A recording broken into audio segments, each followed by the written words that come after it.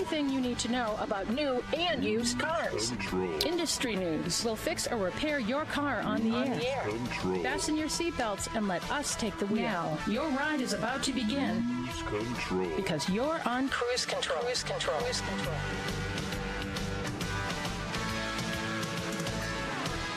And welcome to Cruise Control, your on-air automotive magazine. It's that time again to head out on the highway and check out what's going on in the automotive industry. And Les Jackson, you are here as always, aren't you?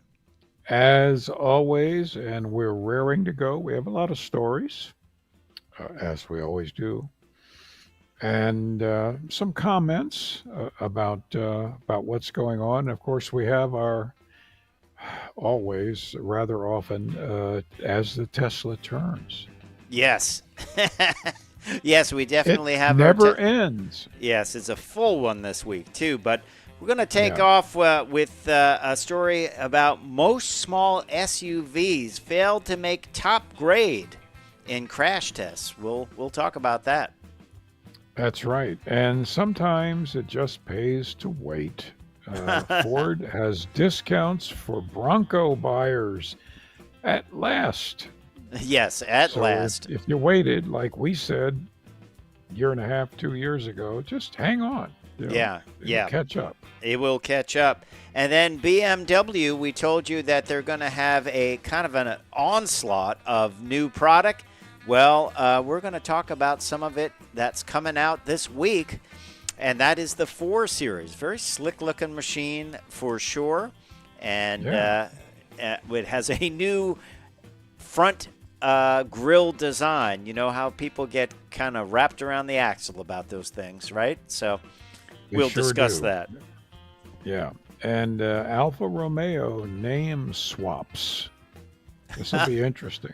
Yeah. Alfa Romeo, of course, had the Milano that they were going to bring out, and then, they had to change the name to something else, the Junior, and actually the Junior has some lineage in the Alfa lineup, so we'll talk about that, and we'll talk about why they had to change the name as well. So, and you've got it as the Tesla turns, don't you?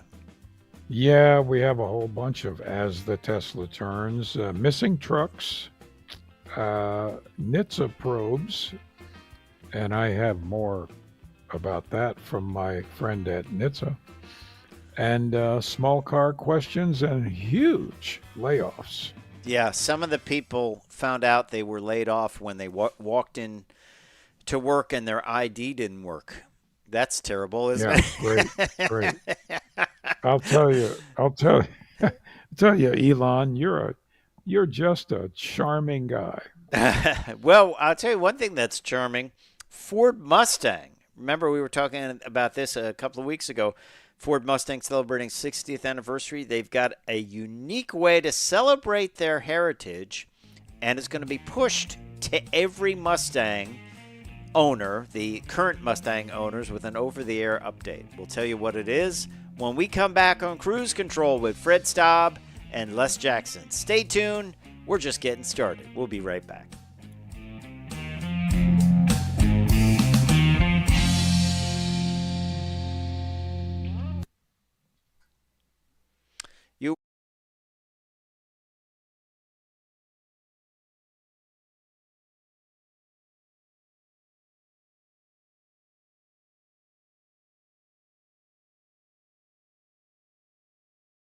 Cruise control. And welcome back to Cruise Control, your on-air automotive magazine. And if you drive a small SUV, and a lot of you do, they're not doing well in the crash tests. It kind of surprises me, and I'm sure you too, Fred, because, gosh, how tough is it to engineer these things? As you've been engineering sedans all these years, and most of them are based on the sedans. Yeah, and but they don't.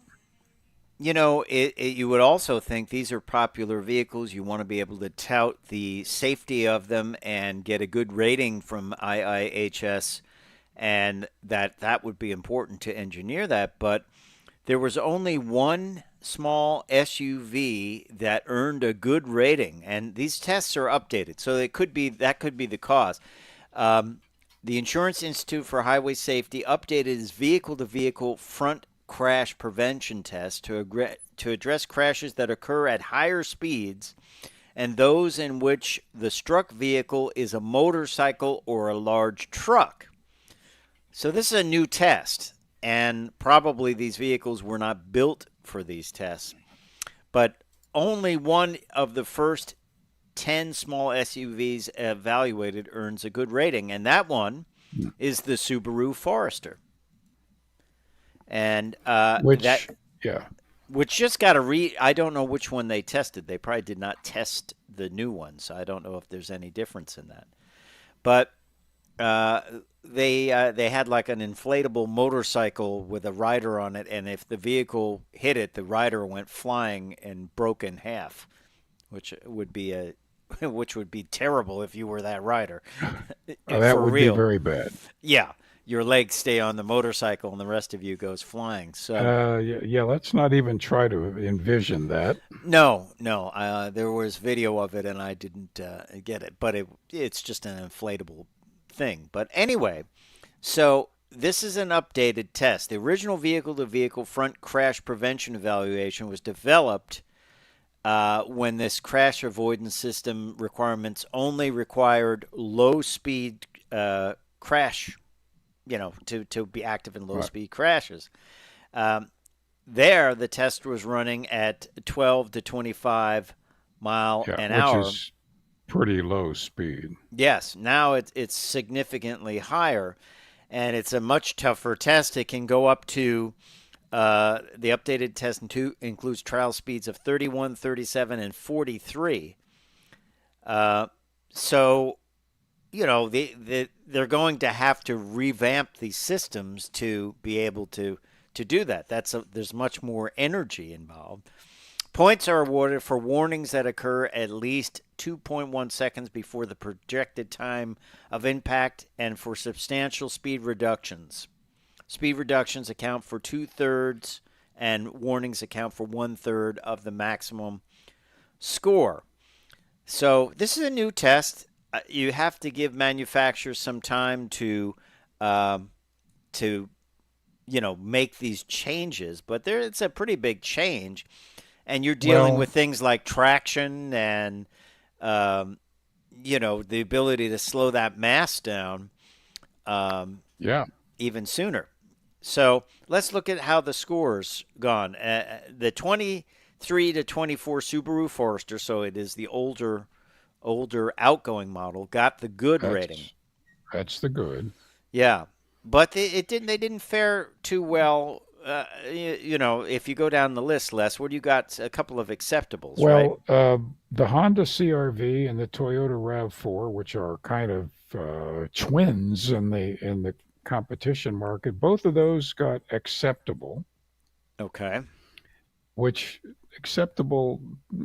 Okay. Is that thank you? That was adequate. That's adequate.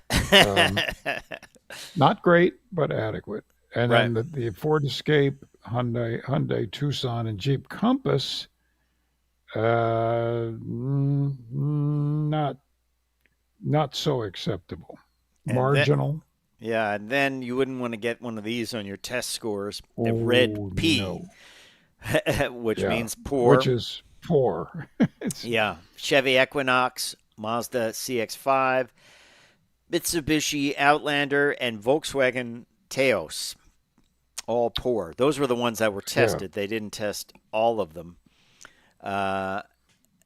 But some of them, like the Escape, avoided hitting the passenger car and motorcycle targets at 31 mile per hour test speed and slowed by a modest amount in higher speed tests. I mean, any speed you can shave off before a collision is good. Absolutely. Yeah. So, but you're moving a lot of mass at a high velocity. 37 miles an hour is over 40 feet per second. We will be right back with Cruise Control after this.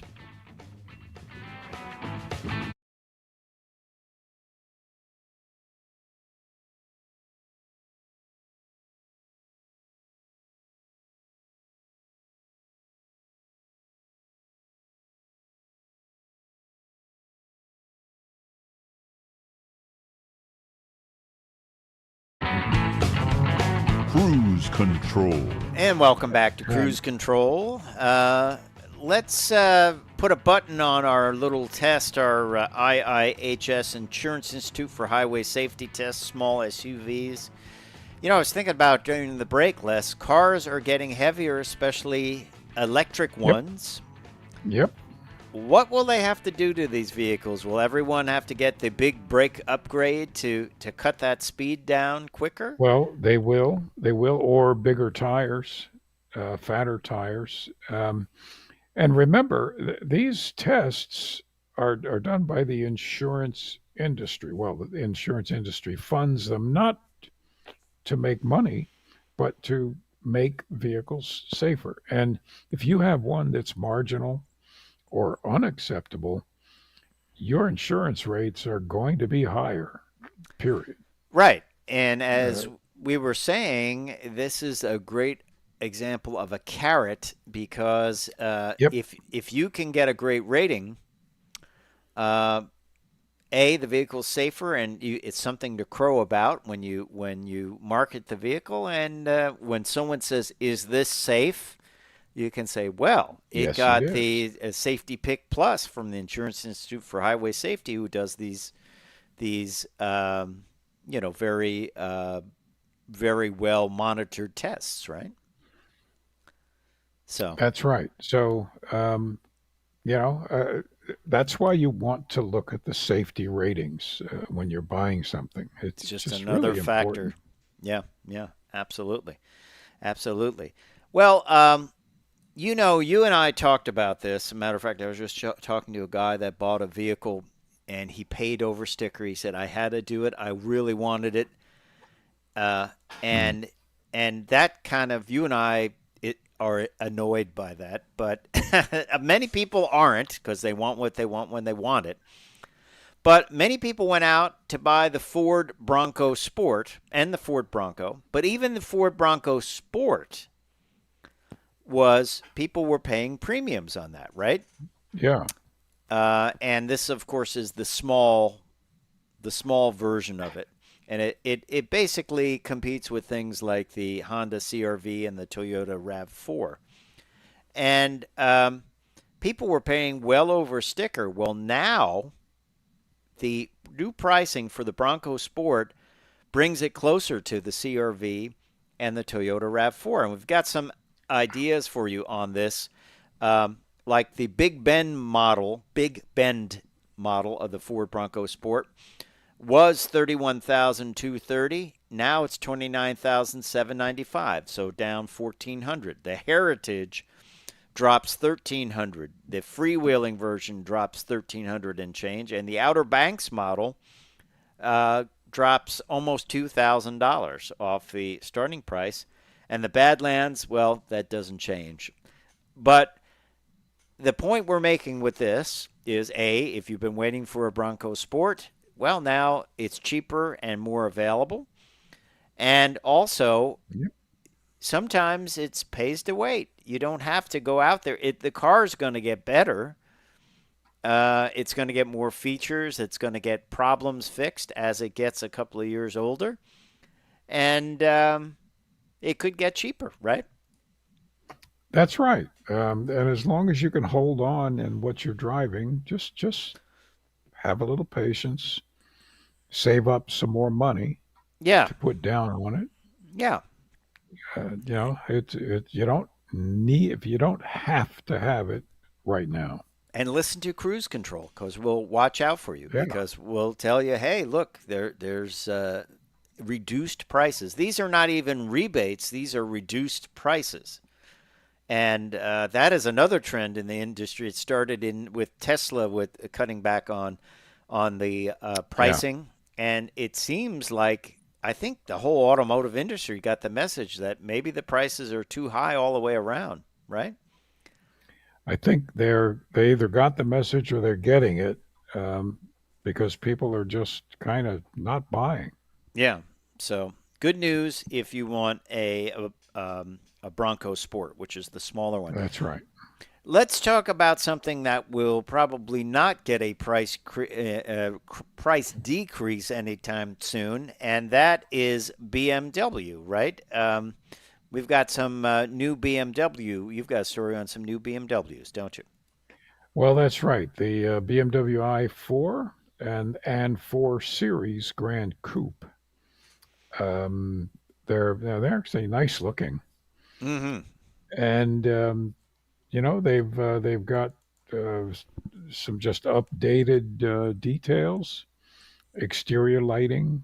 Everything is laser accented tail lights, and this is they're going to be available in July, so it's only like 3 months away. And the 4 Series Grand Coupe will be built in Munich and shipped over here. And if the other what is the no the i4 is not being built here. Hmm. They're good-looking Um, vehicles. they are very good looking vehicles. I even don't mind the kidney shaped grille. You're not going to be a part of that group that has a knee-jerk reaction every time they change the No, design. no, it's kind of what everybody's doing. I'm kind of digging the wheel design. Yeah, The wheel design is pretty nice. It's different.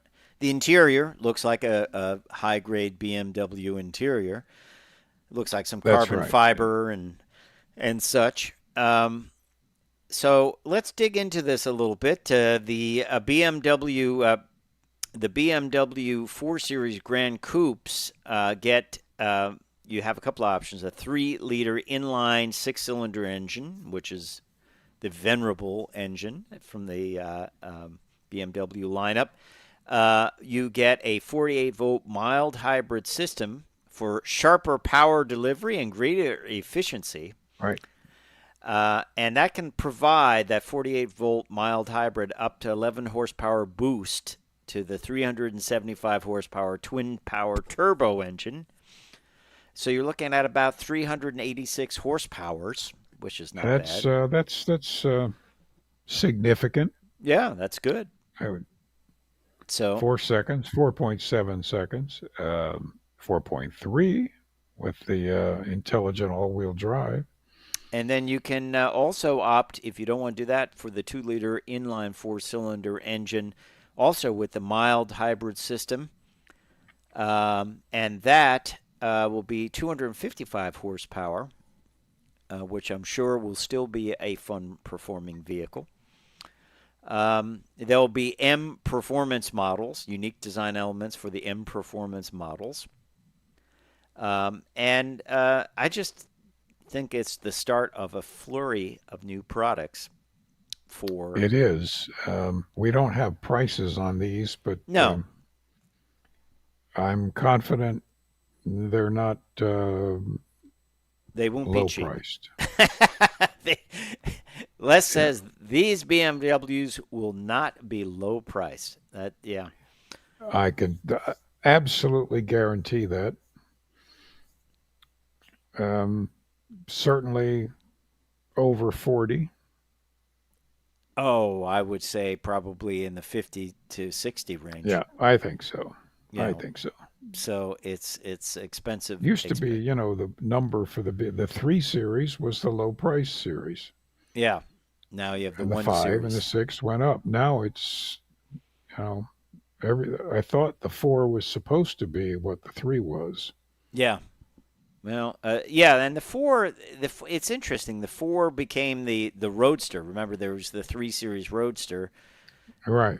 and then that became the 4 Series. But now the 4 Series has morphed into some other things too. So, but there you have it. That's the latest from BMW. I'm sure we'll be doing a lot more stories on BMW and new products coming out.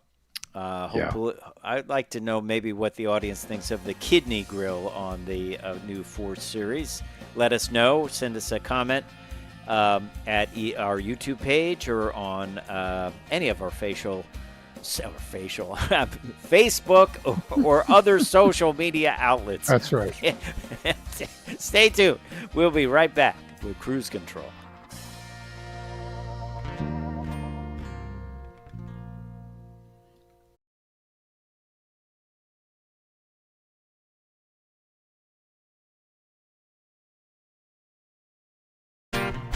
Cruise Control.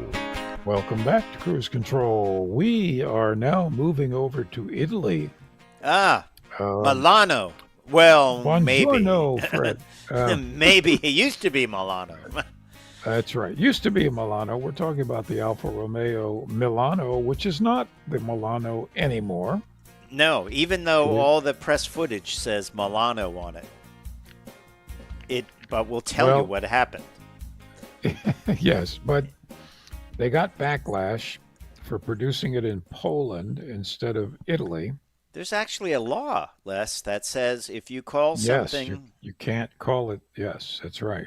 Which is a very interesting law. So they changed the name, and I'll never understand why, but they changed the name to Junior. Yes, I was confused by that, too. Junior? Junior. What are you driving? I'm driving a Junior. I have to give you this quote from Adolfo Urso, who is the Italian Minister of Economic Development. He says, this is a quote, "A car called Milano cannot be produced in Poland. This is forbidden by Italian law." How about that? Well, so they switched it to Junior, which the Junior is a name from the past. It's strongly linked to the history of the brand, and it has been around for a long time. I did not know that. I was not familiar with that. Never, ever heard that name. No, but because I thought, what? Couldn't you call it, I don't know, come up with another Italian word, Well, the fact, I've been around Alphas for 40 years, and I've never heard the word Junior. Yeah. Veloce is one that, yeah. It could be called, you could call it for any road in Italy. Well, here's the history or of any mountain. Junior name has been used before. It was derived from Giulia. The 1966 Alfa Romeo GT 1300 Junior was a stab at attracting a younger audience into the Alfa Romeo family. So that kind of relates to this when you think about it. That's what their idea is, to get people into the brand. So there you have it. So the Milano Junior has 134 horsepower, and there's a Junior Veloce that has 237 horsepower. And it is, not a high output vehicle, but it is a fun vehicle. It's an electric vehicle. And do you think we will see it in the U.S.? Well, yes, I believe so. But the problem is the name just sounds too much like some meal at a fast food restaurant. Yeah, I guess so. I'll take the Junior model. I'll take the Roy Rogers Jr. Yeah. What could have they called it in Italian? Well, since I don't speak Italian, I think they could have called it the I don't know, the Autostrada. Name it after a major road. Oh, that's true. That's a good idea. A nice looking vehicle. It is very nice. I hope they do bring it over here. But it was interesting that they have a law that says you can't call something by an Italian name, city name, if it's not Italian. Maybe you can't name it after a specific name. You can name it after a thing, you know, but not a town. So that's interesting. Now, why didn't they know that? They're a big company. Why Well, wouldn't they know that? you would think they would know that. Did I they mean, do they it had just to for know that. PR value? Maybe. They just had to know it, but they figured they could get away with it. Yeah, but it's not like you're doing this, you're some unknown company that's, marketing something. You're going Yeah, to put a big push on it. So, I don't know. Duetto was a name. right. That's kind of interesting. I don't know. That was always a good name. Yeah. But yeah, we'll see. We'll see if the Junior becomes popular. It's funny they had that ready to go. So I think this Yeah, was kind they of a did. interesting PR This could have thing. been a PR gimmick. Yeah. Yeah. So we'll have to see. You have a very robust as the Tesla turns.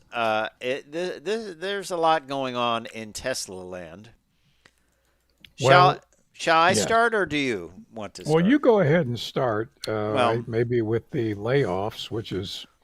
I was going to Oh, start with the trucks actually. oh yeah. Well, I see. This is bad. You know my attitude about the trucks. So. Well, here's the thing. So, if you had a company like PepsiCo that buys a lot of trucks Hmm. and you make a deal with them in 2017 to supply these electric tractor trailers, and now we're in 2024 and you have only supplied 36 of the 100, that's kind of bad, isn't it? That's pretty bad. Um, That makes you want to cancel the order. and then it goes on. UPS wanted trucks. They haven't got any yet. Uh, if you had a company like UPS and you made trucks and they put down a deposit, would you think like you want to fulfill that order? I would think. Yeah. Wouldn't that be a priority? Somebody. Kinda. And then there's another company here where the guy actually paid for it out of his own pocket.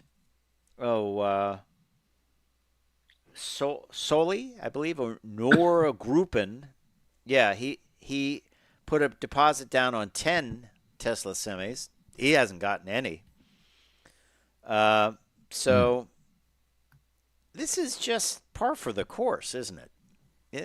I Well, mean, it is it's par for the course. It's every single time Tesla has said they were going to do something, they've taken literally years to do it if they end up doing it at all. yeah. Well, on the other hand, Freightliner has been delivering their E-Cascade trucks that have less range, but you buy them. So UPS has decided to go with some of their stuff and some of the other companies because you know what? They can get it. I don't know. It's just a weird way of doing business. And I would think, 2017 less. In another couple of years, it's going to be, a decade.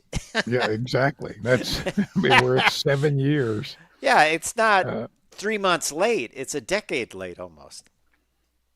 yeah, yeah. I mean that's just unacceptable. And I wouldn't. I just if I were at PepsiCo or any of these companies, I'd say I can't rely on anything you people say. I want out.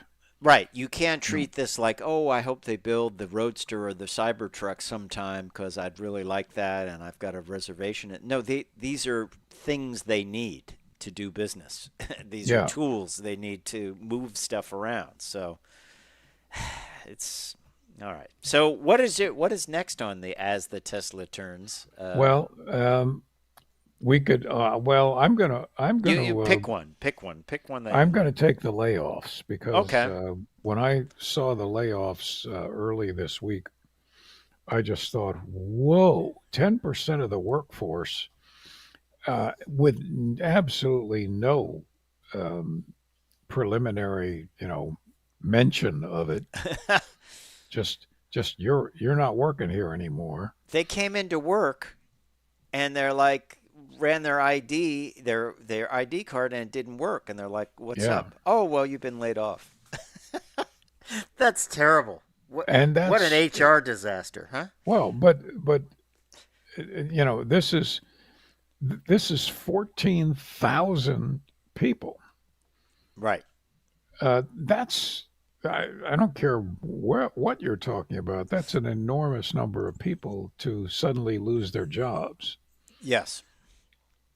So it's ruthless. I feel it's it's a lot of things. I feel, but the fact is, this is just more evidence again, in my opinion, to not to trust Tesla.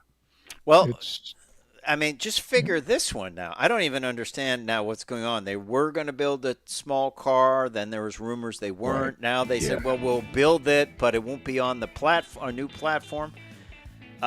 We will talk about that when we come back, and this weird obsession with robo taxis with Tesla, which GM has proved was an abject failure with their Cruise project. And there's more Tesla that come up, too, because there's a NHTSA probe coming up. So we'll have that and more when we come back.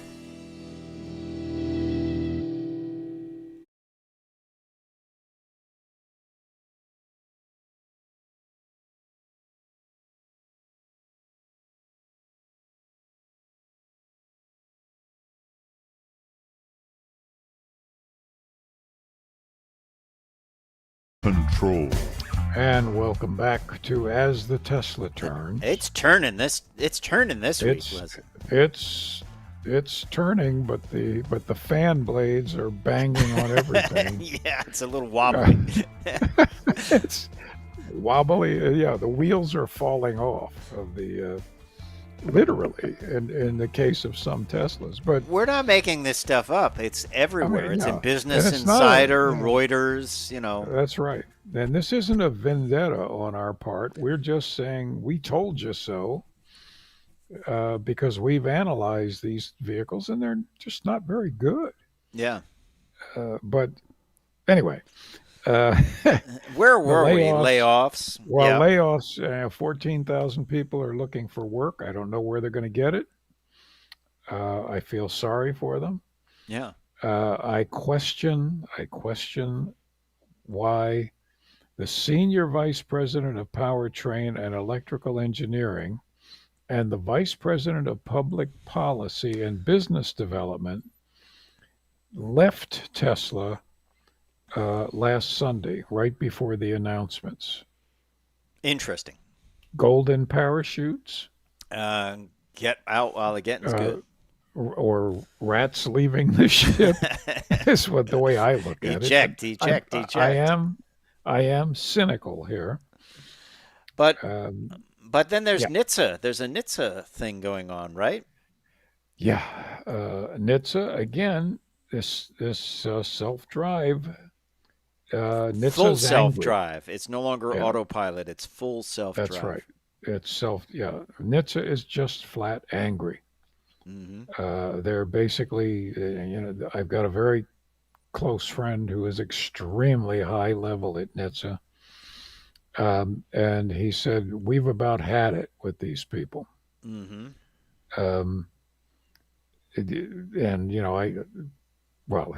He can't reveal what they're planning, but, they can do a lot. They can actually shut down a company like Wow. OSHA.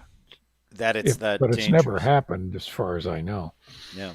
But anyway, they're just saying, that this driver engagement system is not appropriate. It doesn't really work. It's anywhere near expectations.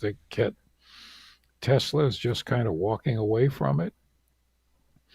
The software updates don't work, which again, what do you do?